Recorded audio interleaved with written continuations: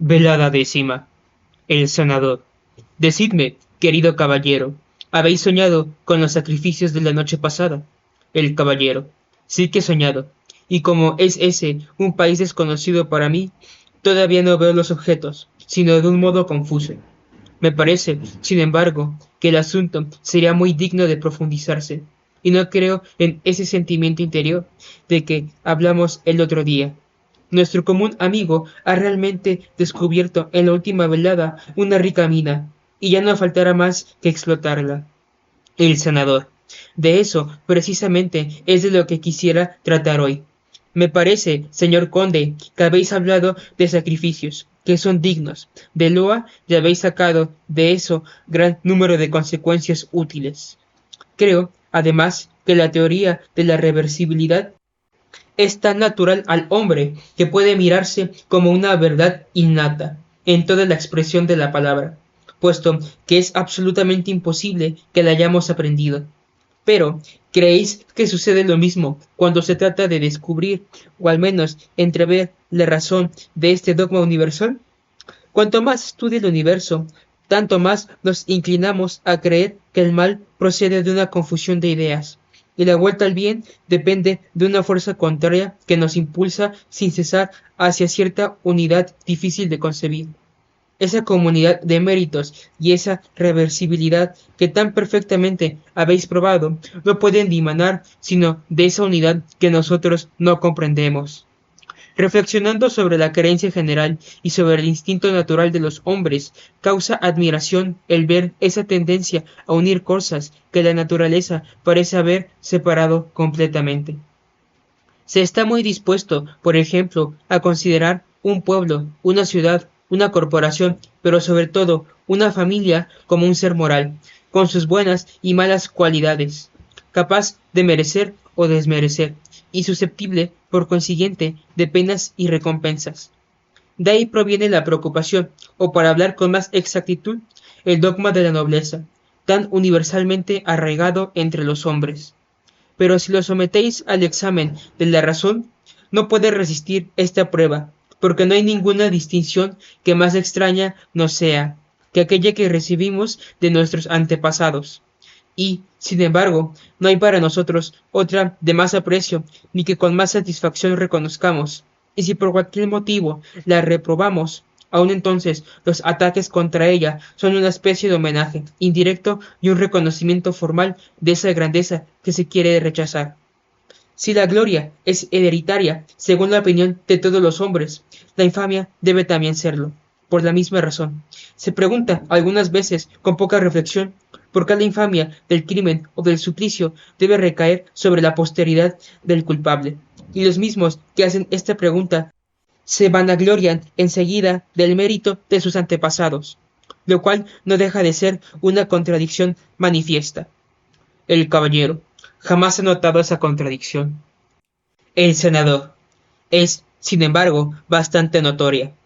Uno de vuestros abuelos, querido caballero, tengo un gran placer en recordároslo, murió en Egipto, siguiendo a San Luis. Otro pereció en la batalla de Marignán, disputando una bandera al enemigo. En fin, vuestro último abuelo perdió un brazo en Fontenoy. No creo, opinaréis, que esa distinción, esa nobleza os sea extraña, y no negaréis si afirmo que antes perderíais la vida que renunciar a la parte de gloria que os resulta de tan bellas acciones. Pero si, por el contrario, vuestro abuelo del siglo XIII hubiese entregado a San Luis a los sarracenos en lugar de morir a su lado, esa infamia recaería sobre vos por la misma razón y con la misma justicia con que os ha transmitido una gloria que es tan personal como el crimen, si no diese crédito más que a nuestra engañosa razón. No hay medio, querido caballero, es necesario o admitir voluntariamente la infamia si os toca en suerte, o renunciar a la gloria. La duda en este punto no puede existir. El mayor incrédulo en cuanto a la deshonra hereditaria es el que la sufre. Luego, su juicio es evidentemente nulo. A esos que por solo el placer de manifestar su erudición y contradecir ideas admitidas, hablan y aún escriben libros contra los que ellos llaman la casualidad o preocupación del nacimiento. Proponedles asociarse por medio del matrimonio a una familia infamada en tiempos antiguos, y veréis lo que os responde, si tienen un nombre sin mancha o solamente algún honor. En cuanto a los que ni uno ni otro tienen, es preciso dejarles, porque éstos naturalmente han de hablar como lo que son. Esta misma teoría podrá darnos alguna luz sobre el inconcebible misterio del castigo de los hijos por los crímenes de sus padres. Nada choca tanto a primera vista como la maldición hereditaria. ¿Y por qué así ha de chocar? Puesto que la bendición es también hereditaria. Notad bien que esas ideas no pertenecen solamente a la Biblia, como generalmente se cree.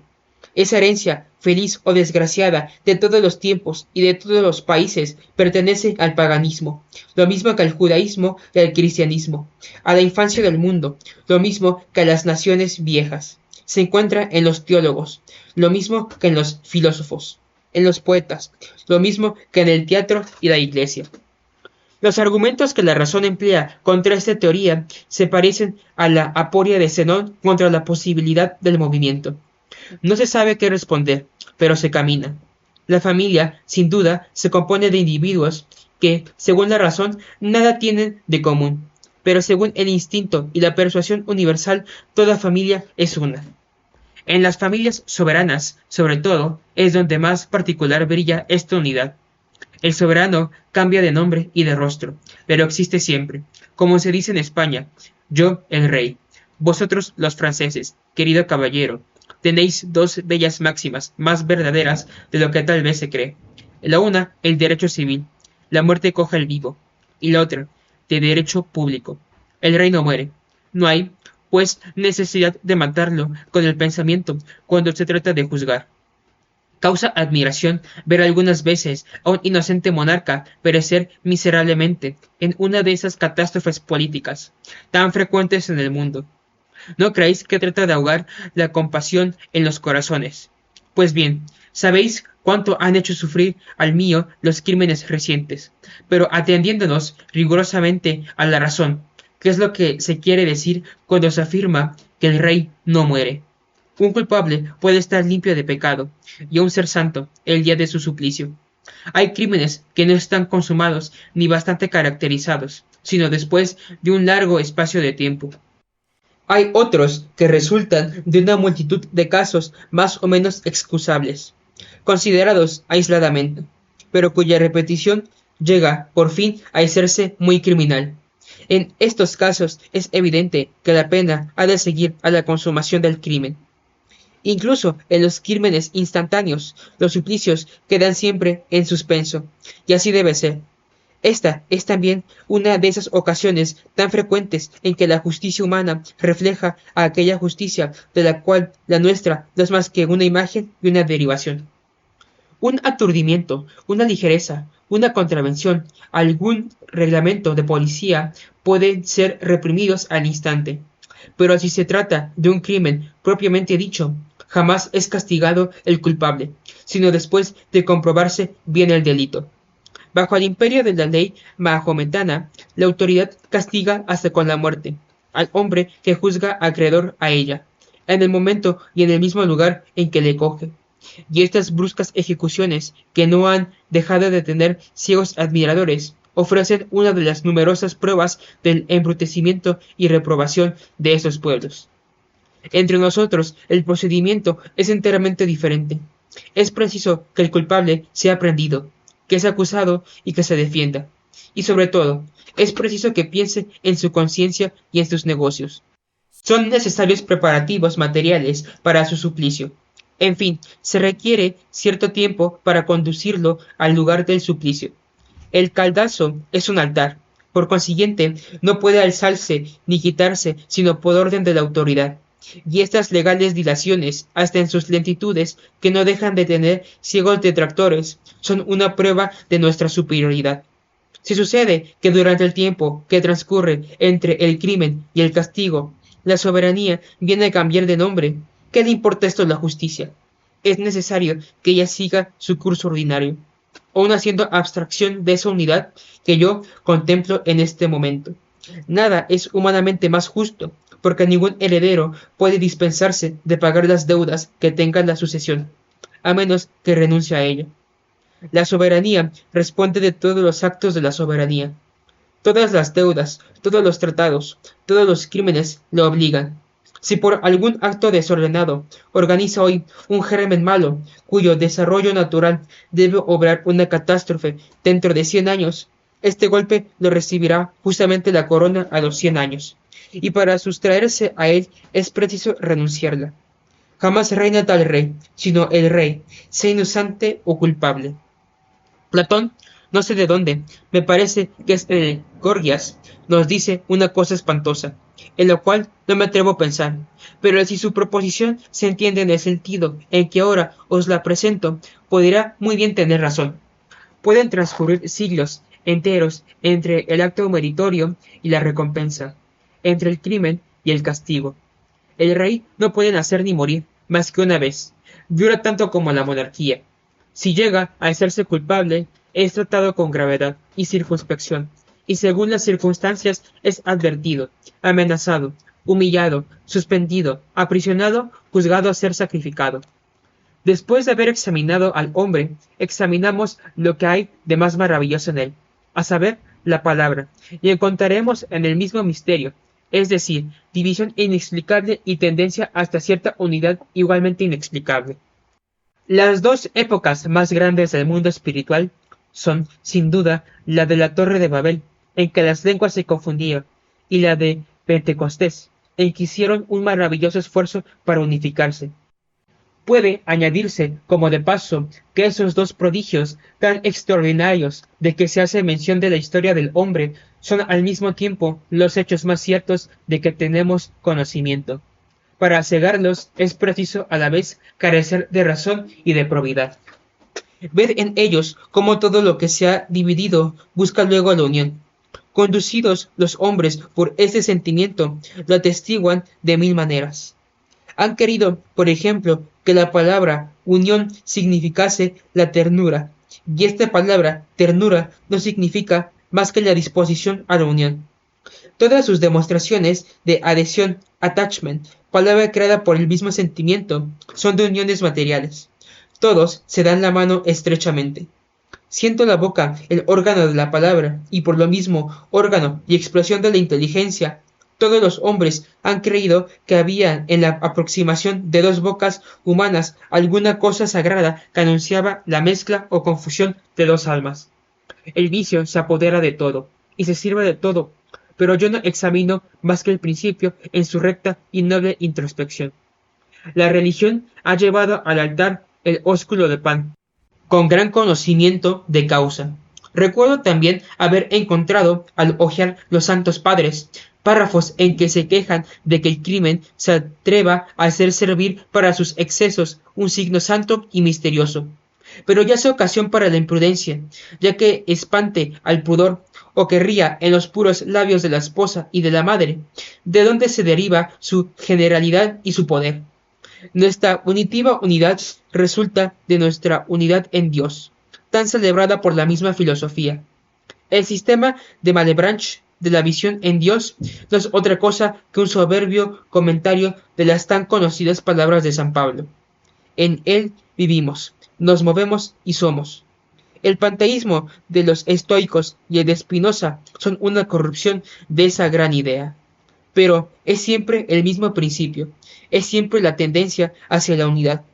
La primera vez que leí en la gran obra del admirable Malebranche, tan desdeñado por su injusta y ciega patria, que Dios es el lugar de los espíritus, como el espacio es el lugar de los cuerpos, quedé desvanecido por este golpe de genio y dispuesto a postrenarme. Los hombres han dicho pocas cosas tan bellas. Tuve, en otro tiempo, antojo de hojear las obras de M. Guyon, únicamente porque me las había recomendado el mejor de mis amigos, Francois de Cambrai. Leí el comentario sobre el Cantar de los Cantares, en que esta mujer célebre compara las inteligencias humanas a las aguas corrientes, que, habiendo partido todas del océano, se agitan incesantemente hasta volver a él. La comparación está hecha con mucha exactitud. pero ya sabéis que la prosa no se retiene fácilmente en la memoria. Felizmente pudo suplir esta dificultad, recitándoos los versos tan bellos de Metastasio, que ha traducido en Gullón, a menos que me los haya encontrado casualmente. El agua que del mar tomó su origen baña la villa, y la ciudad y el monte. Presurosa los ríos recorriendo, prisionera en la fuente de los bosques, murmura siempre y gime, hasta que llega al mar, donde adquirió sus linfas, donde nació ignorada, donde tras los largos viajes espera reposar. Pero todas esas aguas no pueden mezclarse en el océano sin confundirse en su conjunto. Y esto, de cierta manera, que yo no comprendo perfectamente. Quisiera, algunas veces, lanzarme fuera de los estrechos límites del mundo. Quisiera anticiparme al día de las revelaciones y sumergirme en lo infinito, cuando se borre la doble ley del hombre, y cuando sus dos centros se confundan, será uno. Porque no habiendo ya en la lucha, ¿cómo poder tener la idea de su doble ser?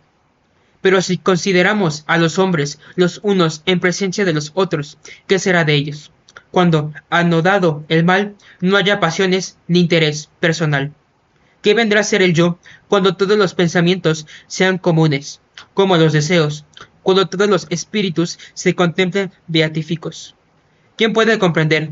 ¿Quién puede representarse esa Jerusalén celestial, en que animados todos sus habitantes por el mismo espíritu, penetren ellos, y de ellos refleje la felicidad? Una infinidad de seres luminosos, de igual forma y tamaño, si vienen a coincidir exactamente en un mismo lugar, ya no son una infinidad de seres luminosos, en un solo ser infinitamente luminoso. Me guardaré muy bien, sin embargo, de tocar a la personalidad, sin la cual la inmortalidad nada significa. Pero no puedo menos de admirarme al ver que todo el universo nos lleva a esta misteriosa unidad. San Pablo ha inventado una palabra que ha pasado a todas las lenguas cristianas. Esta es la edificar, que es admirabilísima el primer golpe de vista. Porque, ¿qué hay de común entre la construcción de un edificio y el buen ejemplo que se da a su prójimo? Pero se descubre muy pronto la raíz de esta expresión. El vicio desvía a los hombres, y la virtud los une. No hay un solo acto contra el orden que no produzca un interés particular contrario al orden general. No hay un solo acto puro que no sacrifique un interés particular al interés general. Es decir, que no tiende a crear una voluntad única y regular, en lugar de esos millares de voluntades divergentes y culpables. San Pablo, pues, partía de la idea fundamental de que todos nosotros constituíamos el edificio de Dios, y que este edificio que debemos levantar es el cuerpo del Salvador. Explica esta idea de muchas maneras. Quiere que los unos edifiquen a los otros, es decir, que cada hombre ocupe voluntariamente su lugar como una piedra del edificio espiritual, y que procure con todas sus fuerzas atraer hacia ese edificio a los demás, con el fin de que todo hombre edifique y sea edificado. Pronuncia principalmente esta expresión célebre: la ciencia hincha, mas la caridad edifica. Expresión admirable y de notable verdad, porque la ciencia, reducida a sí misma, divide en lugar de unir, y todas sus construcciones no son más que apariencias, mientras que la virtud edifica realmente y no puede obrar sino edificando. San Pablo había leído en el Sublime Testamento de su Maestro que los hombres son uno y muchos, como Dios, de manera que todos son terminados y consumados en la unidad, porque hasta ellos la obra no está concluida. ¿Y cómo no habrá entre nosotros una cierta unidad? Ella será lo que quiera, y se la llamará como se quiera. Cuando un solo hombre no se ha perdido por un solo acto, no forma aquí un círculo vicioso, para probar la unidad por el origen del mal, y el origen del mal por la unidad. Nada de eso. El mal se halla harto probado por sí mismo, se halla en todas partes y sobre todo en nosotros. Luego, de todas las suposiciones que pueden imaginarse para explicar su origen, ninguna satisface al buen sentido, que es enemigo del ergotismo, tanto como de la creencia que considera el mal como el resultado hereditario de una prevaricación fundamental, que tiene en su favor el cúmulo de todas las tradiciones humanas. La degradación del hombre puede, por lo tanto, considerarse en el número de las pruebas de la unidad humana y ayudarnos a comprender cómo, por la ley de analogía que rige todas las cosas divinas, ha venido también la salvación por uno solo.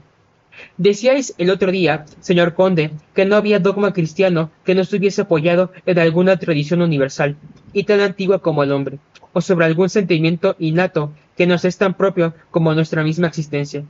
Nada más cierto. ¿No habéis reflexionado alguna vez en la importancia que han atribuido siempre los hombres a las comidas hechas en común? La mesa, dice un antiguo proverbio griego, es la introductoria de la amistad. Ni tratados, ni convenios, ni fiestas, ni ceremonias, ni de ninguna especie, ni siquiera las lúgubres acontecen sin estas comidas. Porque la invitación dirigida a un hombre para que coma en casa de otro es un acto de urbanidad. Porque es más honorífico sentarse a la mesa de un príncipe que sentarse a su lado. Descended desde el palacio del monarca europeo hasta el audar del indio. Pasad de la civilización más refinada a la infancia de la sociedad. Examinad todas las categorías sociales, todas las condiciones, todos los caracteres, y en todas partes encontraréis los convites, establecidos como una especie de religión, como una demostración de consideraciones, de benevolencia, de etiqueta y muchas veces de política. Demostración que tiene sus leyes, sus observancias, sus minuciosidades muy notables. Los hombres no han encontrado signo de unión más expresivo que el de reunirse en un banquete para tomar en común su alimento. Este signo ha parecido elevar la unión hasta la unidad, siendo, pues, universal este sentimiento. Lo ha elegido la religión para hacer de él la base de su principal misterio. Y como toda comida, según la opinión universal, era una comunión en la misma copa, ha querido la religión que también su comunión fuese una comida. Para la vida espiritual, como para la vida corporal, el alimento es necesario. El mismo órgano material sirve para la una y para la otra. En ese banquete, todos los hombres se convierten en uno solo, alimentándose de un solo manjar, que es único y que está todo en todos. Los antiguos padres, para hacer sensible hasta cierto punto la transformación de la unidad, dedujeron acertadamente sus comparaciones de la espiga y del racimo, que son los materiales del misterio. Porque así como muchos granos de trigo o de una uva no constituyen más que un pan y una bebida, de la misma manera, ese pan y ese vino místicos que se nos brindan en la Santa Mesa hacen desaparecer el yo y nos absorben en su inconcebible unidad. Hay una multitud de ejemplos de ese sentimiento natural, legitimado y consagrado por la religión, y que podría considerarse como huellas casi borradas de un estado primitivo. Siguiendo este razonamiento, ¿creéis, señor conde, que fuese absolutamente imposible formarse cierta idea de esa solidaridad que existe entre los hombres? Permitidme ese término de jurisprudencia, de donde resulta la reversibilidad de los méritos que todo lo explica. El conde. Me sería imposible, mi respetable amigo, el explicaros de una manera exacta el placer que me ha causado vuestro discurso, pero os confieso con una franqueza de que sois muy digno, que este placer no se haya exento de cierto temor. El vuelo que dais a vuestro discurso puede muy fácilmente extraviaros, tanto más cuando que no tenéis como yo un faro al que podáis mirar en todos los tiempos y a todas las distancias. No hay temeridad en querer comprender cosas tan superiores a nuestros alcances. Los hombres han sido siempre tentados por ideas singulares que lisonjean el orgullo. Es tan dulce marchar por caminos extraordinarios, que ningún bien humano lo ha hallado. Mas, ¿qué se gana con esto? Si hace el hombre, mejor por ello, porque este es el gran asunto. Digo más, se hace más sabio.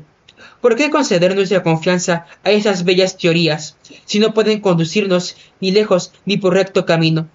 No desconozco que hay bellas consideraciones en todo lo que acabáis de exponer, pero, decidme, ¿acaso en esa discusión no corremos dos grandes peligros? El de extraviarnos de una manera funesta, y el de perder en vanas especulaciones un tiempo precioso que pudiéramos emplear en estudios, y acaso en descubrimientos útiles.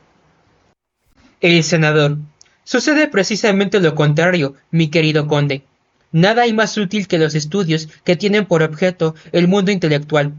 Este es precisamente el gran cambio de los descubrimientos. Todo lo que puede saberse en la filosofía racional se encuentra en la siguiente explicación de San Pablo. El mundo es un sistema de cosas invisibles, manifestadas visiblemente. El universo, ha dicho en otra parte Bossuet, no es otra cosa que un conjunto de apariencias. Sin duda esto es verdad, al menos en cierto sentido, porque hay un género de idealismo que es muy razonable. Difícilmente acaso se encontrará un sistema, sea el que quiera, que no encierre algo de verdadero.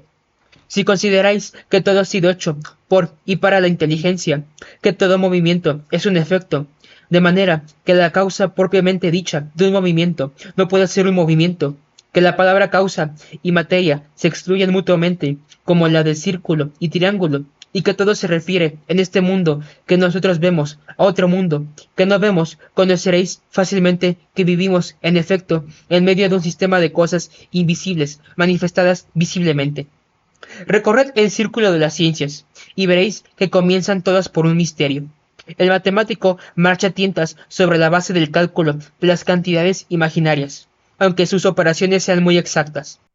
Comprendo menos todavía el principio del cálculo infinitesimal, uno de los instrumentos más poderosos que Dios ha confiado al hombre.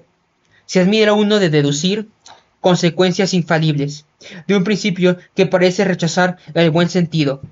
Y, sin embargo, hemos visto a las academias pedir al mundo sabio explicación de esas aparentes contradicciones. El astrónomo, por ejemplo, dice que no le embaraza de ningún modo el saber lo que es la atracción, una vez que esté demostrado que esta fuerza existe. En su conciencia se halla muy confuso. El físico que ha hecho el experimento de Ales se pregunta a sí mismo lo que es una planta, lo que es la malva, en fin, lo que es la materia, y no se atreve a burlarse de los alquimistas. Pero nada es más interesante que lo que acontece en nuestros días en el imperio de la química. Estad atentos a la marcha de los experimentos, y veréis a qué conclusiones llegan sus adeptos. Respeto sinceramente esos trabajos, pero temo mucho que la posteridad los aproveche sin agradecérselos, y que juzgue a estos químicos como ciegos que han llegado sin darse cuenta de ello, a un país cuya existencia negaba. No hay, pues, ninguna ley sensible que no tengan en pos de ella, permitidme esta expresión ridícula, una ley espiritual, de la que la primera no es más que la expresión visible. Y ved por qué toda explicación de causa por la materia no satisfarás jamás a un buen entendimiento. Desde que sale del dominio de la experiencia material y palpable para entrar en el de la filosofía racional, es menester salirse también de la materia y explicarlo todo por la metafísica.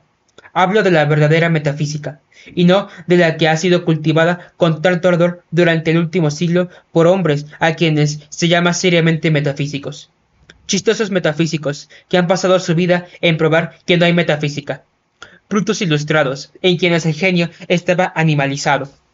Es, pues, muy cierto, mi digno amigo, que no se puede llegar a buen fin sino por estos caminos extraordinarios, que tanto teméis. Que si yo no llego, o porque me falten las fuerzas, o porque la autoridad haya levantado barreras en mi camino. No es punto capital el saber que me encuentro en el buen camino. Todos los inventores, todos los hombres originales, han sido hombres religiosos y aún exaltados. El espíritu humano, agostado por el escepticismo religioso, se parece a un terreno aerial que nada produce, o que se cubre de plantas silvestres, inútiles para el hombre. Entonces, hasta su misma fecundidad es un mal, porque esas plantas, confundiendo y entrelazando sus raíces, endurecen el suelo y forman una nueva barrera entre el cielo y la tierra. Romped, romped esa maldita corteza, destruid esa vegetación perjudicial, reunid todas las fuerzas del hombre, introducid el arado y buscad profundamente la potencia de la tierra, para gozar de ella en contacto con la potencia del cielo. Ved, señores, la imagen natural de la inteligencia humana, según esté abierta o cerrada a los conocimientos divinos. Las mismas ciencias naturales están sometidas a la ley general. El genio no busca el apoyo de los silogismos. Procede con entera libertad, solamente guiado por la inspiración. Se le ve llegar, y nadie ha visto el camino que ha recorrido. Hay, por ejemplo, un solo hombre que pueda compararse a Kepler en astronomía. El mismo Newton es otra cosa que el sublime comentador de ese gran sabio, único que ha podido escribir su nombre en los cielos. Porque las leyes del mundo son las leyes de Kepler. Hay sobre todo en él algo tan extraordinario, tan independiente de todo conocimiento preliminar, que no se puede menos de reconocer en lo que se dice una verdadera inspiración. Pero no llegó a este inmortal descubrimiento, sino obedeciendo a no sé qué ideas místicas de nombres y de armonía celestial, que se concordaban muy bien con su carácter profundamente religioso, pero que para la fiel razón no son más que puros sueños. Si se hubieran sometido esas ideas al examen de ciertos libros de toda clase de superstición, a Bacon, por ejemplo, que amaba la astronomía y la física, como los primeros hombres de Italia amaban a las mujeres, no hubiera faltado ídolos de las cavernas o ídolos de la tribu, etc. Pero ese Bacon, que había sustituido el método de inducción al del silogismo, como se ha dicho, en un siglo en que se han agotado todos los géneros del delirio, no solamente había permanecido extraño al descubrimiento de su inmortal contemporáneo, sino que se atenía obstinadamente al sistema de Ptolomeo, a pesar de los trabajos de Copérnico, y llamaba a esa obstinación una noble constancia. Y en la patria de Roger Bacon se creía, aun después de los descubrimientos de Galileo, que los vidrios cáusticos debían ser cóncavos, y que el movimiento de tanteo que se hace subiendo y bajando una lente para encontrar el verdadero punto del foco aumentaba el calor de los rayos solares. Es imposible que no os hayáis divertido algunas veces con las explicaciones mecánicas del magnetismo, y sobre todo de los átomos de Descartes, en forma de tirabuzones. Pero seguramente que no habéis leído lo que ha dicho de ellos Gilbert, porque los libros antiguos ya no se leen. No pretendo decir que no tenga razón, pero apostaría sin vacilar mi vida, yo en mi honor, a que jamás se descubrirá nada del profundo misterio de la naturaleza, sino siguiendo las ideas de Gilbert, o de otros del mismo género, así como el movimiento general de las aguas en el mundo no se explicará jamás de una manera satisfactoria, en la hipótesis de que se explique, sino a la manera de Séneca, es decir, por métodos completamente extraños a nuestras experiencias materiales y a las leyes de la mecánica. Cuanto más se relacionan las ciencias con el hombre, como la medicina, por ejemplo, tanto menos puede prescindirse de la religión. Leed, si quieres, a los médicos y religiosos, como sabios o como escritores, si lo merecen por su estilo, pero no los llaméis nunca para asistiros. Dejemos a un lado, si queréis, la razón metafísica, que es, sin embargo, muy importante, pero no olvidemos nunca el precepto del Celso, que nos recomienda que busquemos, cuando nos sea posible, al amigo médico. Busquemos, pues, ante todo, al que ha jurado amar a todos los hombres, y huyamos de cuantos niegan, por sistema, el amor a todos. Los mismos matemáticos están sometidos a esta ley, incluso cuando sean más bien un instrumento que una ciencia, pues que todo su mérito consiste en conducirnos a conocimientos de otro orden, que no es el de ellos. Comparad los matemáticos del gran siglo y los del siguiente. Los nuestros fueron poderosos cifreros. Manejaban con maravillosa destreza los instrumentos que se ponían en sus manos. Pero esos instrumentos fueron inventados en el siglo de la fe, y aún de las facciones religiosas, que tienen una virtud admirable para crear grandes caracteres y grandes talentos. No es lo mismo avanzar por un camino que descubrirlo. El más original de los matemáticos del siglo XVIII, a mi juicio, el más fecundo, y cuyos trabajos produjeron mayor provecho para el hombre, jamás debe olvidarse a este punto, por la aplicación que hizo de ellos a la óptica y a la náutica, fue Leonardo Enlero, cuya tierna piedad fue conocida de todo el mundo, y principalmente de mí, que por tanto largo tiempo he podido admirarlo de cerca. Cesen, pues, de oírse las voces que califican la piedad de iluminismo, de misticismo. Las palabras no son nada, y sin embargo, con esa nada se intimida el genio y se intercepta el camino de los descubrimientos.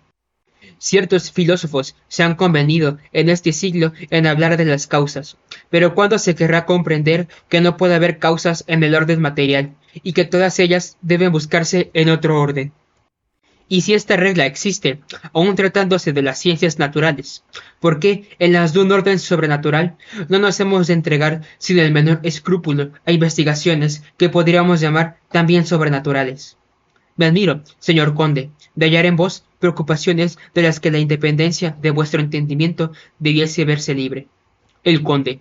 Os aseguro, querido amigo, que puede haber alguna mala inteligencia entre nosotros, como acontece en la mayor parte de las discusiones, pero en otra cosa. Jamás he tratado de negar, Dios me libre, que la religión sea madre de la ciencia. La teoría y la experiencia se aunan para proclamar esta verdad. El centro de la ciencia no pertenece a Europa, sino porque es cristiana. No ha llegado a este alto punto de civilización y de conocimientos, sino porque ha comenzado por la teología, porque las universidades no fueron en un principio sino escuelas de teología, y porque todas las ciencias, calcadas en ese objeto divino, han manifestado el efecto de la divina savia produciendo una grandiosa vegetación. La indispensable necesidad de esa religiosa preparación del genio europeo es una verdad capital que se han evadido a los oradores modernos. Bacon mismo, a quien habéis descrito exactamente, se ha engañado en esto como otras personas que se hallaban en condiciones de inferior inteligencia. Es muy entretenido cuando tratado a este asunto y sobre todo cuando se enfada contra la escolástica y contra la teología. Hay que convenir en que este hombre célebre parece que ha desconocido completamente las preparaciones indispensables para que la ciencia no sea un gran mal. Enseñad a los jóvenes la física y la química antes de que conozcan la religión y la moral. Enviad académicos a una nación nueva antes de haberle enviado misioneros, y veréis el resultado. Creo que puede probarse hasta la evidencia que hay en la ciencia cuando no está subordinada a los dogmas católicos, algo oculto que tiende a rebajar al hombre, y hacerlo, sobre todo, inútil o mal ciudadano. Ese principio, bien desenvuelto, suministraría una solución clara y decisiva del gran problema de la utilidad de las ciencias.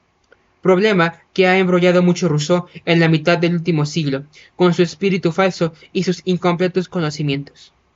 ¿Por qué los sabios son casi siempre malos hombres de Estado y en general inhábiles para los negocios?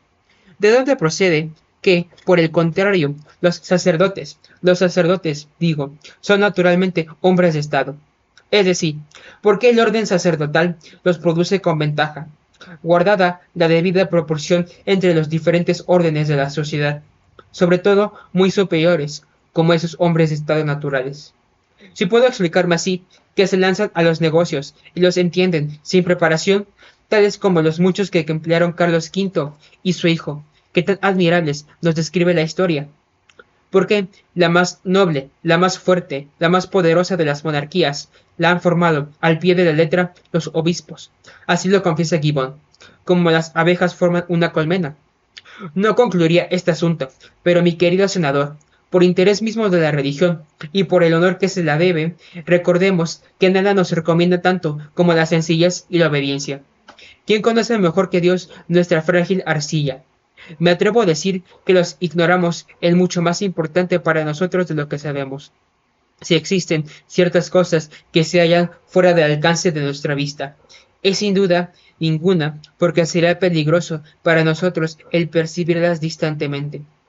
Adopto de muy buena gana y admiro vuestra comparación, de la tierra abierta o cerrada a las influencias del cielo.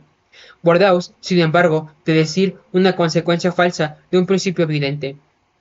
Que la religión y aun la piedad sean la mejor preparación para el espíritu humano, que le preparan cuanto la capacidad individual lo permite, para toda clase de conocimientos, y que le colocan en el camino de los descubrimientos. Esta es una verdad incontestable para todo el que haya llevado a sus labios la copa de la verdadera filosofía. Pero, ¿qué consecuencia deduciremos de esta verdad? Que es necesario consagrar todos nuestros esfuerzos para penetrar los misterios de esta religión. De ninguna manera. Permitidme que os lo diga. Este es un evidente sofisma. La consecuencia legítima es la de que es necesario subordinar todos nuestros conocimientos a la religión. Creer firmemente que se estudia orando, y sobre todo cuando nos ocupemos de la filosofía racional. No olvidemos jamás que toda proposición de metafísica que no se funde en un dogma cristiano no es ni puede ser más que una culpable falsedad. Ved ahí lo que basta y debe ponerse en práctica. ¿Qué importa lo demás? Os he seguido con gran interés en todo lo que nos habéis dicho sobre esta incomprensible unidad, base necesaria de la reciprocidad, que todo lo explica si pudiera explicarse. Admiro vuestros conocimientos y la manera como sabéis revelarlos. Sin embargo, ¿qué ventajas os dan sobre mí? Yo creo en esa reciprocidad, como vos, igual que creo en la existencia de la ciudad de Pekín, del mismo modo que el misionero que acaba de llegar allí y con quien comimos el otro día. Como penetraréis la verdad de ese dogma, perderéis el mérito de la fe, no solamente sin ningún provecho, sino hasta con gran peligro para vos. Porque eso expondréis a trastornaros la cabeza. ¿Recordáis lo que leíamos juntos hace algún tiempo en un libro de Saint Martin? Que el químico imprudente corre el riesgo de adorar su obra. Esta palabra no se ha escrito sin la necesaria meditación. No lo ha dicho Malebranche, que una falsa creencia sobre la eficacia de las causas secundarias podría conducir a la idolatría. Esta es la misma idea. Hemos perdido, no hace mucho tiempo, uno de nuestros amigos, eminente en ciencia y santidad. Bien sabéis que cuando hacía, siempre por sí solo, ciertas experiencias químicas, creía que debía rodearse de santas preocupaciones. Se dice que la química neumática data de nuestros días, pero ha habido, hay y habrá siempre sin duda una química demasiado neumática. Los ignorantes se ríen de esas cosas, porque no las comprenden tanto mejor para ellos. Cuanto más conoce la inteligencia, más tanto mejor para ellos. Cuanto más conoce la inteligencia, más culpable puede ser. Hablamos muchas veces con asombro estúpido del absurdo de la idolatría, pero puedo aseguraros muy bien que si tuviéramos las ideas que extraviaron a los primeros idólatras, todos nosotros lo seríamos. O que al menos Dios apenas podría señalar para él 12.000 hombres en cada tribu. Partimos siempre de las hipótesis de que el hombre se ha ido elevando gradualmente desde la barbarie hasta la ciencia y la civilización. Este es el sueño favorito, el error matriz y, como dicen las escuelas, el protofeudo de nuestro tiempo. Pero si los filósofos de este desgraciado siglo, con la perversidad de que han dado pruebas y en la que se obstinan todavía a pesar de las advertencias que han recibido, hubieran tenido, además, algunos de estos conocimientos que necesariamente debieron poseer los primeros hombres, desgraciado del universo, hubieran acarreado sobre el género humano calamidades de orden sobrenatural. Ved lo que han hecho y lo que nos han perjudicado a pesar de su profunda ignorancia en las ciencias espirituales. Me opongo, pues, cuando puedo, a toda investigación curiosa que con limitada inteligencia pretende explicar lo sobrenatural. La religión es un aroma que impide que la ciencia se corrompa. Excelente concepto de Bacon, a quien, por esta vez, no criticaré. Solo me veo tentado a creer que no ha reflexionado el mismo bastante sobre su propia máxima, puesto que ha trabajado formalmente para disipar el aroma de la ciencia. Observad también que la religión es el verdadero vehículo de la ciencia. No puede, es cierto, crear el talento donde no existe, pero lo exalta sin medida en todas partes, donde lo encuentra sobre todo el talento de los descubrimientos, al paso que la religión lo comprime siempre y lo haga muchas veces. ¿Qué más queremos? Pues no nos es lícito conocer ni explicar lo que es sobrenatural. Es muy seguro falsear la verdad si tenemos esa pretensión. Doy gracias a Dios de mi ignorancia, más todavía que de mi ciencia, porque mi ciencia soy yo, al menos en parte, y, por consiguiente, no puedo estar seguro de que sea buena. Ignorancia, por el contrario, al menos de la que yo hablo desde él, y por lo tanto tengo en ella toda la confianza posible. No trataré, pues, locamente de escalar la saludable muralla de que nos ha soreado la sabiduría divina. De este modo, estoy seguro de hallarme en el terreno de la verdad. ¿Quién me asegurará que si me aventurara más allá, por no hacer suposiciones más tristes, no llegaría a caer en los dominios de la superstición? El caballero. Entre dos potencias superiores que luchan, bien puede una tercera potencia, aunque sea muy débil, ofrecerse como mediadora, siempre que se le presente la ocasión y obre de buena fe. Parecióme en primer lugar, señor senador, que habéis dado demasiada extensión a vuestras ideas religiosas. Decís que la explicación de las causas debe siempre buscarse fuera del mundo material, y citáis a Kepler, autor de famosos descubrimientos.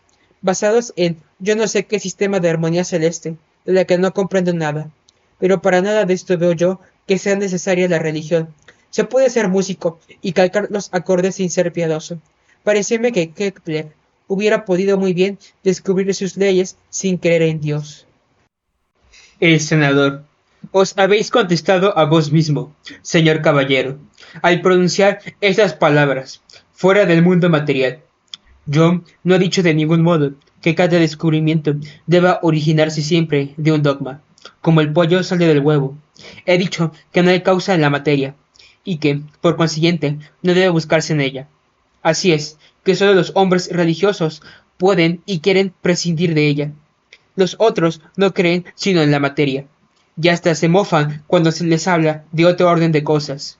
Necesita nuestro siglo una astronomía mecánica, una química mecánica, una moral mecánica, una palabra mecánica, remedios mecánicos para curar enfermedades mecánicas, puesto que todo es ya mecánico. Luego, el espíritu religioso es el único que puede curar esta enfermedad. Hablábamos de Kepler, pero Kepler no hubiera recorrido jamás el camino que tan felices resultados le produjo si no hubiera sido eminentemente religioso. No necesitaría otra prueba para conocer su carácter que el título que dio a su obra sobre la verdadera época del nacimiento de Jesucristo. Dudo que en nuestros días un astrónomo de Londres o de París eligiese un título semejante. Ya veis, mi querido caballero, que no he confundido las ideas como la habéis creído en un principio. El caballero. Enhorabuena. No me considero con bastantes fuerzas para discutir con vos, pero fijaos en una afirmación que se presenta a algunas observaciones. Nuestro común amigo dijo que vuestra particular afición a las explicaciones de un género extraordinario podría conducirnos, y conducir acaso a otros, a grandísimos peligros, y que tenían además el extremo inconveniente de impedir los estudios útiles. A esto habéis respondido que sucedía precisamente lo contrario, y que nada favorecería más el adelanto de las ciencias y de los descubrimientos de todo género, como esa tendencia del espíritu a alejarse, a prescindir del mundo material. Este es un punto sobre el que mis escasos conocimientos no me permiten objetaros. Pero lo que me parece evidente es que habéis pasado en silencio otra objeción, que, sin embargo, es grave. Convengo en que las ideas místicas y extraordinarias conduzcan algunas veces a importantes descubrimientos, pero es menester colocar en el otro platillo de la balanza los inconvenientes que de ello pueden seguirse. Concedamos, por ejemplo, que esas ideas ilustren a un Kepler. Se han de producir, sin embargo, 10.000 locos que perturben y hasta corrompan el mundo. Me siento muy inclinado a prescindir de tan gran hombre. Creo, pues, y excusad mi impertinencia, que habéis ido demasiado lejos, y que no haréis mal en desconfiar de vuestras expansiones espirituales. Al menos por mi parte, yo no me entregaría a ellas. Pero como el deber del mediador consiste en conceder y negar algo a las dos partes, es preciso deciros, señor conde, que me parece que lleváis la timidez al exceso. Yo respeto vuestra sumisión religiosa. He corrido bastante mundo, y en verdad puedo decir que no he encontrado nada que me parezca mejor que esa sumisión. Pero yo no sé explicarme cómo la fe puede conduciros a temer la superstición. A mí me parece que debería suceder todo lo contrario. He quedado sorprendido, por otra parte, de que temieseis tanto esa superstición, que, a mi juicio, no es una cosa tan mala. En el fondo, ¿qué es la superstición? El abate Gerard, en un excelente libro, cuyo título, sin embargo, se halla en oposición directa con la obra, me enseña que no hay sinónimos en las lenguas. La superstición, pues, no es error ni fanatismo, ni nada que a esto se parezca. Repito, ¿qué es, pues, la superstición? Super no quiere decir sobre, por encima. Será, pues, alguna cosa que está más allá, por encima de la creencia legítima. En verdad que no hay que asombrarse. He observado muchas veces en el mundo que lo que basta no basta.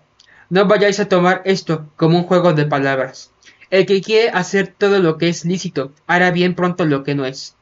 Jamás estamos tan seguros de nuestras cualidades morales como cuando hemos logrado darles alguna exaltación. En el mundo político, los poderes constitucionales establecidos en las naciones libres no subsisten sino avanzando. Si alguno se dirige contra vos para atacaros, no basta con que os estacionéis. Es menester que rechacéis a vuestro enemigo y lo forcéis a retirarse si es posible. Para salvar un foso hay que fijar el punto de vista mucho más allá del borde.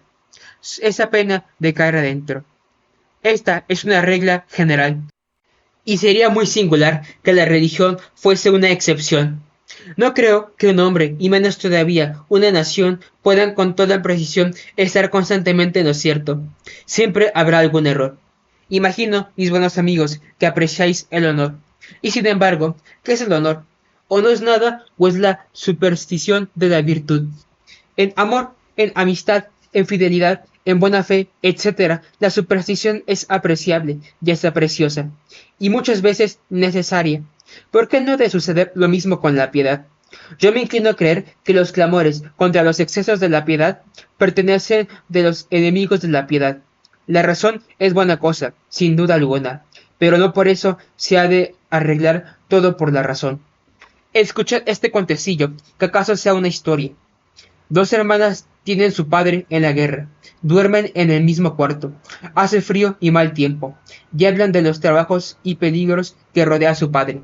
Quizá, dice una, está vivaqueando en este momento, o está echando en el suelo, sin fuego ni manta. ¿Quién sabe si será este el momento que ha elegido el enemigo? Ah. Con este pensamiento salta de la cama, corre sin abrigarse a su despacho, saca el retrato de su padre, lo coloca en un caballete y apoya la cabeza sobre la imagen querida. Buen papá, yo te salvaré. Pero, hermana mía, dice la otra, creo que pierdes la cabeza. ¿Crees que persignándote salvarás a nuestro padre y que estará más seguro apoyando tu cabeza en su retrato? Cuida no le rompas y créeme, vuélvete a dormir. Ciertamente que esa tiene razón en todo lo que dice.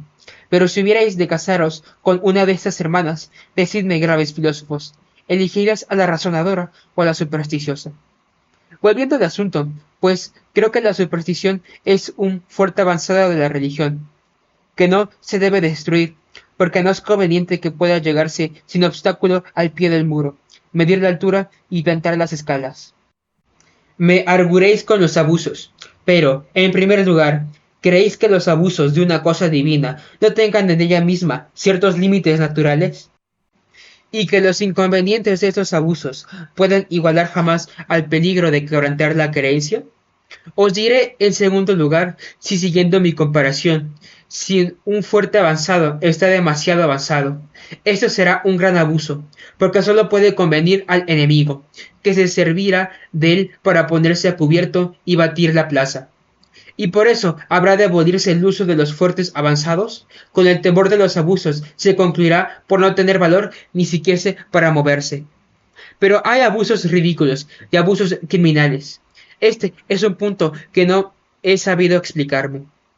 He visto hombres entregados a estas singulares ideas de que me hablabais hace poco, y que eran, os lo aseguro, los más honrados y apreciables que puedan conocerse.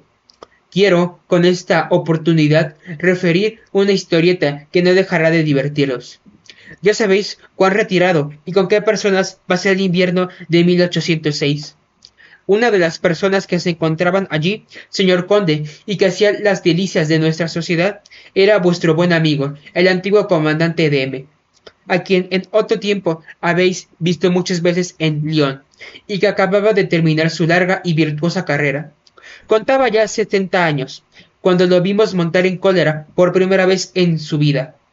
Entre los libros que se nos enviaba de la ciudad vecina para ocupar las largas noches, encontramos un día la obra póstuma de yo no sé qué escapado de las jaulas de Ginebra, que había pasado una gran parte de su vida en buscar la causa mecánica de la gravedad, y que, vanagloriándose de haberla encontrado, cantaba modestamente el Eureka, y se admiraba sin embargo de la fría acogida que había obtenido su sistema. Al morir, dejó encargado a sus ejecutores testamentarios que publicasen para bien del universo ese raro descubrimiento, acompañado de muchos párrafos de metafísica corruptora. Ya supondréis que fue obedecido puntualmente, y ese libro que había sido enviado al buen comandante lo hizo montar en cólera. El sabio autor de este libro, nos decía, ha descubierto que la causa de la gravedad debe encontrarse fuera del mundo, visto que no existe en el mundo máquina alguna capaz de ejecutar lo que vemos. Me preguntaréis, ¿qué es una región fuera del mundo? El autor no lo dice, pero debe de estar muy lejos. Sea como quiera, en ese país fuera del mundo, hay una vez, no se sabe ni cómo, ni por qué ni él ni de sus amigos se forman una idea de ningún principio. Había, digo, una cantidad suficiente de átomos en reserva. Esos átomos tienen la forma de jaulas, cuyas varitas son muchos millones de veces más largas que gruesas. Llama a esos átomos ultramundanos, a causa de su país natal, o gravíficos, a causa de sus funciones. Y sucedió un día que Dios tomó de esos átomos todos los que pudo coger con sus dos manos y los lanzó con todas sus fuerzas a nuestra esfera. Y ved ahí por qué da vueltas el mundo. Pero hay que observar que esta proyección de átomos tuvo lugar de una vez para siempre, porque desde entonces no hay ejemplo de que Dios haya vuelto a ocuparse de semejante cosa. ¿A qué punto hemos llegado? Ved lo que se nos ha dicho, porque hay atrevimientos para decirlo todo a los que quieren oírlo. Nos asemejamos hoy en nuestra lectura a esos impuros insectos que no saben vivir sino en el fango.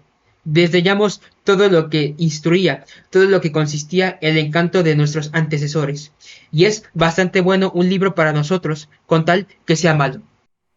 Hasta aquí todo el mundo podía participar de la opinión del excelente anciano, pero se nos cayeron las nubes de los ojos cuando añadió: ¿No habéis observado nunca que entre las innumerables cosas que se nos han dicho, sobre todo en la época de los globos, sobre el vuelo de los pájaros y sobre los esfuerzos que ha hecho en diferentes épocas nuestra pesada especie para imitar ese maravilloso mecanismo, se le haya ocurrido a ningún filósofo el preguntarse si los pájaros podían dar lugar a algunas reflexiones particulares sobre la gravedad?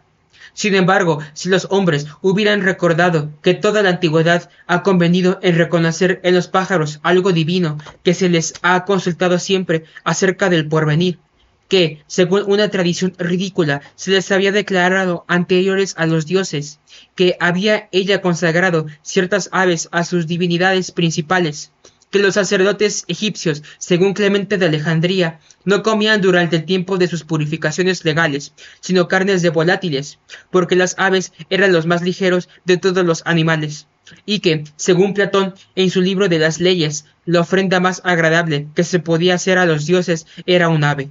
Si hubieran considerado, además, la multitud de hechos sobrenaturales en que han intervenido las aves, y sobre todo el insigno horror concedido a la paloma, no dudo que hubiesen visto en el caso de preguntarse si la ley común de la gravedad afecta a los pájaros vivos en el mismo grado que al resto de la materia bruta u organizada.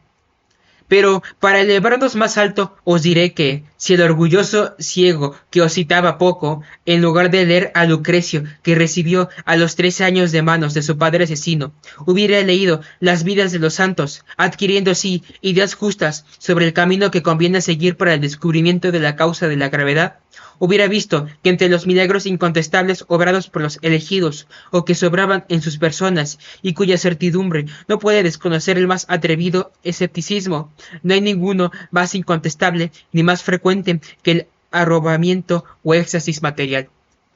Leed, por ejemplo, las vidas y expedientes de canonización de San Francisco Javier, de San Felipe de Neri, de Santa Teresa, etc., y veréis si es posible dudar de ello.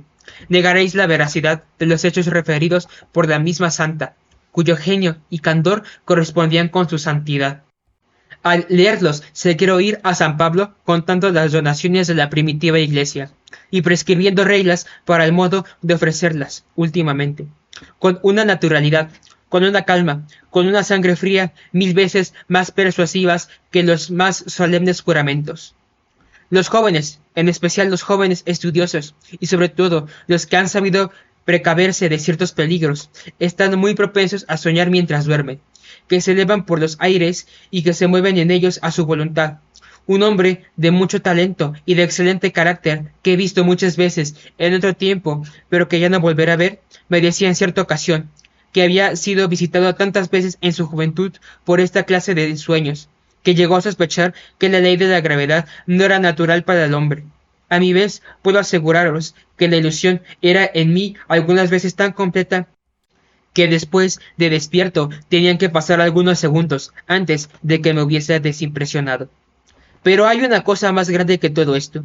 Cuando el divino autor de nuestra religión hubo cumplido todo lo que debía ejecutar sobre la tierra después de su muerte, cuando hizo a sus discípulos las tres concesiones que jamás les retirará, a saber, la inteligencia, la misión salvadora y la infalibilidad, entonces, habiéndolo consumado todo en nuevo sentido, el hombre Dios, en presencia de sus discípulos que acababan de palparlo y de comer con él, el hombre Dios dejó de pesar y se perdió entre las nubes.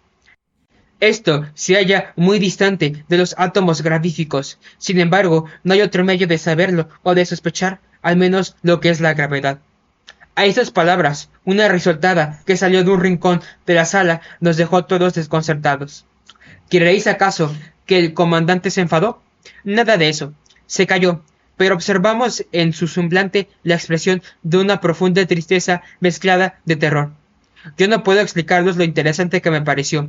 El que se había reído, cuyo nombre adivinaréis sin duda, se creyó en la obligación de darles algunas explicaciones, que fueron dichas y aceptadas en buena armonía. La sesión se terminó pacíficamente. Por la noche, cuando me vi libre de mis cuidados, apartado de los hombres y de los negocios, todo este discurso me volvió a la memoria. ¿Qué hay de malo, me decía yo, en que este buen hombre crea que el estado de la salud y las expansiones de una ardiente piedad tengan el poder de suspender, con relación al hombre, las leyes de la gravedad, y que de esto puedan deducirse consecuencias legítimas sobre la naturaleza de estas leyes? A la verdad que nada hay más inocente. Mas después me acordé de ciertos personajes, amigos míos, que me parece que han llegado por el mismo camino a resultados muy distintos. Ellos inventaron la palabra iluminado, que siempre se ha tomado en mal sentido. Algo hay de verdad en la unanimidad con que la consecuencia universal condena a estos hombres y sus doctrinas. Y en efecto, he conocido a muchos de ellos de un carácter equívoco, de una probidad bastante problemática, y notables sobre todo por un odio más o menos visible al orden y las jerarquías sacerdotales. ¿Qué debe, pues, pensarse de ellos? Yo me dormí con esta duda, y vuelve a ocurrirme hoy hallándome a vuestro lado, y vacilo entre los dos sistemas que me habéis expuesto. El uno me parece que priva al hombre de sus mayores ventajas, pero al menos puede con él dormirse tranquilo. El otro inflama el corazón y dispone el espíritu a los más notables y más felices esfuerzos. Pero hay también que temer que ofenda al buen sentido, y aun gracias que solo produzca este efecto. ¿No podría encontrarse una regla que me tranquilizase y que me permitiese formar opinión? El conde: mi querido caballero, os pareceréis a un hombre que, sumergido en el agua, pidiera de beber. La regla que pedís existe, os toca, os rodea, es universal. Voy a probaros en pocas palabras que sin ella es imposible el hombre permanecer a igual distancia del iluminismo y del escepticismo. Y para esto, el senador, ya os escucharemos otro día. El conde: hola, hola, sois el Areópago. Pues bien, no hablemos de eso hoy. Pero yo os felicito, caballero, por vuestra encantadora apología de la superstición. A medida que hablabais, veía desaparecer esos rasgos fabulosos y extraños y las largas orejas con que le había sabido decorar la pintura. Y cuando habéis concluido, casi me ha parecido una hermosa dama. Cuando tengáis nuestra edad, ay de mí, ya nos oiremos. Pero otros os oirán, y les daréis a conocer la cultura que recibís de nosotros. Porque nosotros, ciertamente, somos los que hemos dado el primer golpe de asadón en la buena tierra. Por lo demás, señores, no nos hemos reunido para disputar, sino para discutir. Esta mesa, aunque no tiene más que té y algunos libros, es también una sostenedora de la amistad. Como dice el proverbio que nuestro amigo citaba poco a, así que ya no disputaremos. Quisiera solamente proponeros una idea que podría, a mi juicio, aceptarse a modo de tratado de paz entre nosotros. Siempre he creído en que en la alta metafísica hay reglas de falsa posición, como en otro tiempo las había en la aritmética. En ese concepto afronto yo todas las opiniones que se alejan de la revelación explícita y que se emplean para explicar de una manera más o menos plausible tal o cual punto de esa misma revelación. Admitamos, si queréis, por ejemplo, la opinión de la preexistencia de las almas, que ha servido para explicar el pecado original. Veis desde luego lo que puede decirse contra la creación sucesiva de las almas. y el partido que puede obtenerse de la preexistencia, para una multitud de explicaciones interesantes. Declaro, sin embargo, explícitamente que no pretendo adoptar este sistema como exacto, pero digo, y ved aquí mi regla de falsa posición, si he podido, yo frágil mortal, encontrar una solución realmente absurda, pero que dé razón bastante satisfactoria de un problema embarazoso. ¿Cómo puedo dudar de que, si este sistema no es verdadero, haya otra solución que ignoro, y que Dios ha creído deber negar a nuestra curiosidad? Lo mismo digo de la ingeniosa hipótesis que ha establecido el ilustre Leibniz sobre el crimen del sexto Tarquino, y que ha desenvuelto con tanta sagacidad en su Teodicea. Digo, otro tanto, también de otros 100 sistemas, y del vuestro en particular, mi digno amigo, puesto que no se las considera como demostraciones, que se proponen modestamente, y solo para tranquilizar el espíritu, como acabo de deciros, y que, sobre todo, no conducen ni al orgullo ni al desprecio de la autoridad. Me parece que la crítica debe callarse entre ellas. Se tantean todas las ciencias. ¿Por qué la metafísica, la más oscura de todas ellas, ha de estar exceptuada? Vuelvo, sin embargo, a decir que por poco que se realicen esta clase de investigaciones trascendentales, manifiestan al menos cierto buen deseo que dispone mucho para el mérito de la fe y de la docilidad. No hace mucho tiempo que nos hallamos en la región de las nubes.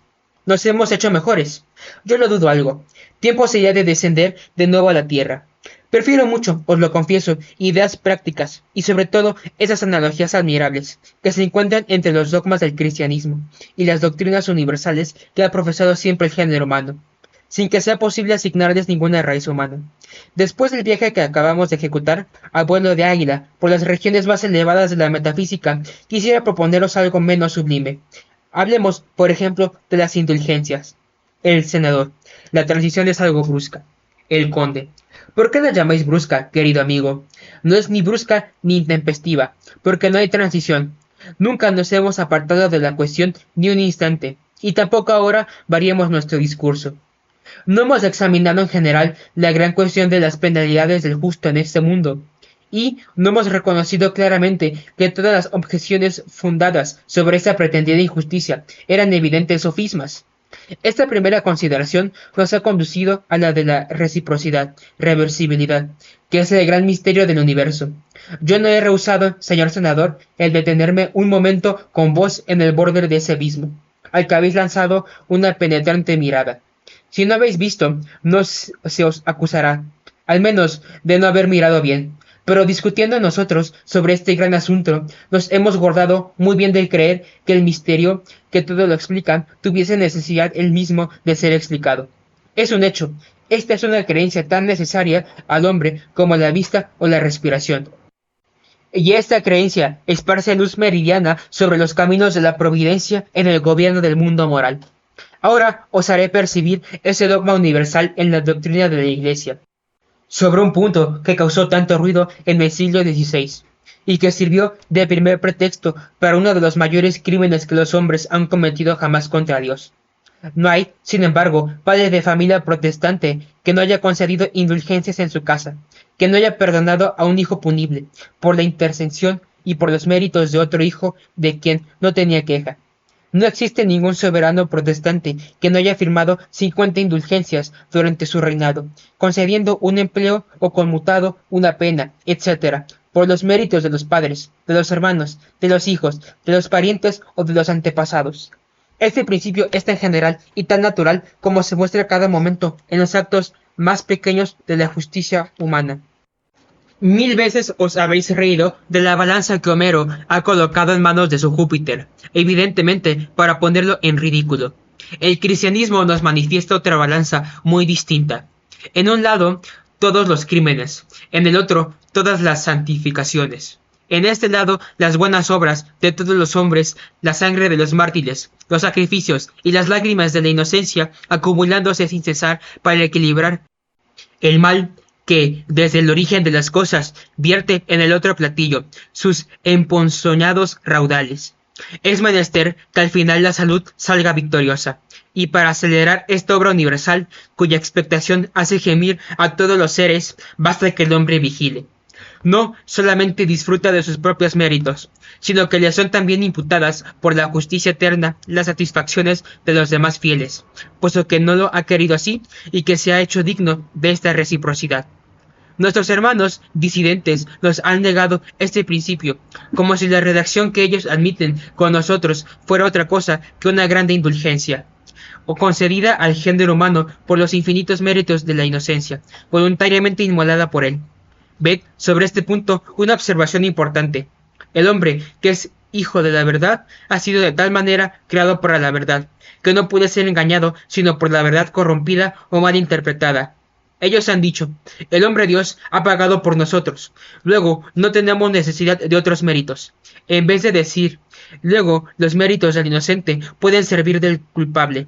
Así como la redención no es más que una gran indulgencia. La indulgencia, a su vez, no es más que una redención disminuida. La desproporción es inmensa, sin duda ninguna, pero el principio es el mismo y la analogía incontestable. La indulgencia general no es vana. ¿Acaso no es inútil para el que no quiere aprovecharse de ella y que la anula para sí por el mal uso que hace de su libertad? Lo mismo sucede con la redención particular, y se diría que el error se había puesto en guardia de antemano contra esta analogía evidente, negando el mérito de las buenas obras personales. Pero la grandeza del hombre es tal que tiene el poder de resistir a Dios y de rechazar su gracia. Es tal que el dominador soberano y el rey de las virtudes no lo trata sino con respeto. No obra por él, sino con él, no violenta su voluntad. Es menester que ella acceda, es menester que por medio de una humilde y valerosa cooperación el hombre se apropie esa satisfacción. De otro modo, no le será aplicable. Debe suplicar, sin duda, como si nada pudiera, pero debe obrar también como si lo pudiera todo. Nada hay concedido, sino a sus esfuerzos. Ya merezca por sí mismo o ya se apropie las obras meritorias ajenas. Ya veis cómo cada dogma del cristianismo se haya unido a las leyes fundamentales del mundo espiritual, y es también muy importante observar que no hay más que un solo dogma que tiende a exaltarle. ¿Qué cuadro tan soberbio el de la inmensa ciudad de los espíritus, con sus tres órdenes relacionados entre sí? El mundo que combate ofrece una mano al mundo que sufre y da la otra al mundo que triunfa. La acción de gracias, la oración, las satisfacciones, los auxilios, las inspiraciones, la fe, la esperanza y el amor circulan del uno al otro como beneficios raudales. Nada está aislado. Y los espíritus, como las láminas de un acecillo, imitando, gozan de sus propias fuerzas y de las fuerzas de todos los demás. ¿Qué ley tan bella la que ha impuesto dos condiciones indispensables a toda indulgencia? Redención secundaria. Mérito superabundante por un lado, buenas obras prescritas y pureza de conciencia por el otro. Sin merecimientos, sin el estado de gracia, no hay remisión por los méritos de la inocencia. Qué noble emulación para la virtud, qué advertencia y qué excitación para el culpable. Pensáis en vuestros hermanos, decía en otro tiempo el apóstol de las Indias a sus neófitos, que sufren en el otro mundo. Tenéis la piadosa ambición de aliviarles, pero pensad en primer lugar en vosotros mismos. Dios no escucha al que se presenta a él con una conciencia manchada, antes que tratéis de sustraer las almas de las penas del purgatorio. Comenzad por libertar las vuestras del infierno. No hay creencia más noble ni más útil, y todo legislador debería tratar de establecerla en su casa, sin informarse siquiera de si es creencia fundada. Pero no crea que sea posible manifestar una sola opinión universalmente útil que no sea verdadera. Los ciegos o los rebeldes pueden negar cuando quieran las indulgencias. Les dejamos decir, este principio es el de la reversibilidad. Esta es la fe del universo. Creo, señores, que hemos aumentado en las dos últimas veladas el caudal de las ideas que las primeras emitimos sobre la gran cuestión que nos ocupa. La razón pura nos ha suministrado soluciones capaces, por sí solas, de hacer triunfar a la providencia, si hay quien se atreva a juzgarla. Pero el cristianismo ha venido a presentarnos una novedad tanto más poderosa cuanto que descansa sobre una idea universal, tan antigua como el del mundo, y que no tenía necesidad más que de ser ratificada y sancionada por la revelación. Así que, cuando un culpable nos pregunte por qué sufre la inocencia en este mundo, no nos faltarán respuestas como habéis visto, pero podemos elegir una directa y más eficaz, acaso que todas las demás. Podemos responder, la inocencia sufre por vos, si así lo queréis.